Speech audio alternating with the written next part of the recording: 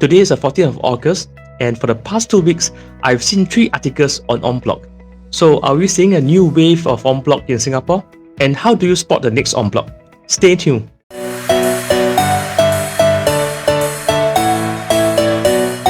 On the 29th of July, Business Times reported that Flynn Park in Pasir Panjang tries for en bloc sale again. This is a freehold site that TOP in 1986. On the 5th of August, Siglap Shopping Centre is on sale again. It's a freehold site, mixed development. International Plaza, a very old commercial building, also attempts en bloc. Are we seeing a new wave of en bloc in Singapore? How do you spot the next en bloc target? These are my 4 observations.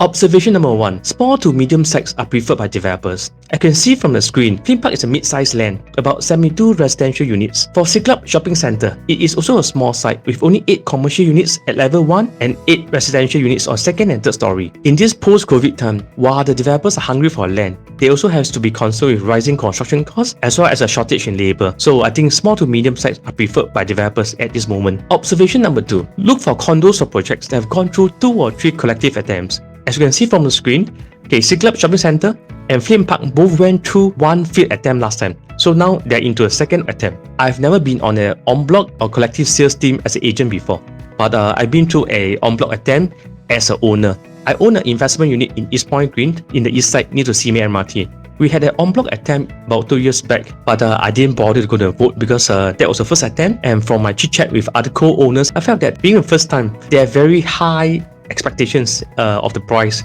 so I doubt that will go through, so I didn't bother to go and vote during that time. So from my own unofficial observation and experience, I think you need at least 2 or 3 times to go through. By the 2nd or 3rd attempt, I think most people will have more realistic idea of what price to fetch, and that will give you a better chance to go through. Observation number 3. In Singapore, majority of private condos tend to go en bloc before their 40th birthday. Few condos remain from the 1970s. Those people who live the west probably are familiar with this project called Pandan Valley, which TOP in the 1978. Or this Valley Mansion is a small condo in Oxley Road. As you can see from the pictures in the slides, these old condos have been through times and the exteriors are becoming less appealing because of old age and old school design. Also, they are troubled by maintenance issues. This is a quote from the article. Flynn Park is getting older and there are more maintenance issues, so it's going to cost more to repair or to maintain the whole project. Observation number 4. In Singapore, property will always go through a high and low cycle because supply is inelastic. It takes about 3 to 4 years for the developers to finish the project, so supply is always lagging behind demand.